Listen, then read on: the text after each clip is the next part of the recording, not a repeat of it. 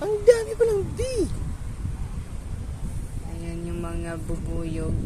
Hala, sumisip-sip nga sila. Wala nang bulaklak. So sa banana Q na lang sila kukuha ng nectar.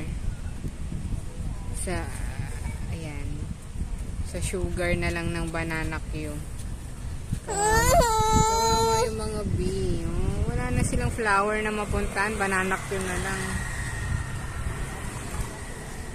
Oh, ito. Ano ko bee? Hindi man ang bee. Ito alman sa'yo. Share lang kayo ng bee. Kasi Oh. may honey kasi. Oo, nagagawa yan ng honey. Wala na siya makuhaan. Galing naman na sharing pa. Share na lang kayo ng bee. Kawawa eh. Oh, hanap siya ng nectar. Wala. Di sa banana Q na lang. Matamis din naman. Kaso artificial na yung honey niya. Hindi na pala original yung honey nito. Oh, yung